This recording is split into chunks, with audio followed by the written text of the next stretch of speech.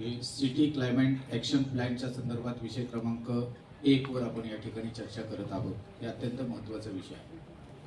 विजेटाईने approval केलेला हा जरी विषय असला तरी यामध्ये आपण पाहतो पनवेल महानगरपालिका हद्दीमधल्या बऱ्याचशा लोकांना धुळीचा त्रास होतो, प्रदूषणाचा त्रास होतो आणि इंडस्ट्रियल एरियामध्ये काही घातक द्रव्य हे नदीपात्रामध्ये सोडले जातात आणि त्याच्यामुळे देखील जनतेला त्याचा नागरिकांना फार मोठा त्रासाला सामोरे जावं लागतं. तर त्याच्यामुळे हा जो सिटी क्लायमेट ॲक्शन प्लॅन जो बनवणार आपण आहोत याचं कुठंतरी प्रेझेंटेशन आमच्या सर्वसामान्य सदस्यांना दाखवणं गरजेचं आहे आणि त्या बाबतीमध्ये फॅक्ट्स अँड फिगर जे काय असतील त्याचीही माहिती सन्मान्य सदस्यांना होणं गरजेचं आहे.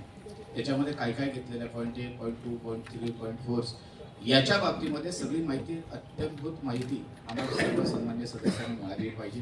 कारण यासाठीच वृद्ध असतील, गरोदर माता असतील, या लोकांना या बाबतीमध्ये फार मोठ्या त्रासाला सामोरे जावं लागतं आणि मग हा जर सिटी क्लायमेट ॲक्शन प्लॅन जर आपला तयार होत असेल तर तो सर्व समावेशक असावा, जेणेकरून त्याच्यानंतर कुठल्याही प्रकारच्या त्रुटी आढळणार नाहीत. जरी व्हिजिटायने याला अप्रूव्हल दिलेलं असलं, मान्यता दिली असली, तरी पण त्या बाबतीमध्ये ती संस्था किती कॅपेबल आहे, याच्यापूर्वी त्यांनी कोणत्या कोणत्या ठिकाणी ती कामं केलेली आहे याचा अनुभवाचा दाखला देखील आपण या ठिकाणी घेणं आवश्यक आहे.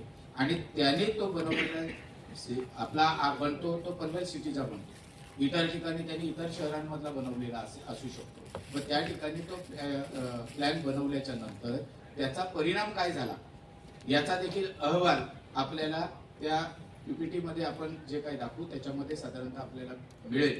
अशा पद्धतीची आपण रचना करावी अशी मी अध्यक्ष महोदय प्रशासनाला विनंती करतो आणि हे लवकरात लवकर जे काय प्रेझेंटेशन ते आम्हाला सर्व सन्मान्य सदस्यांना दाखवावं अशी विनंती करतो.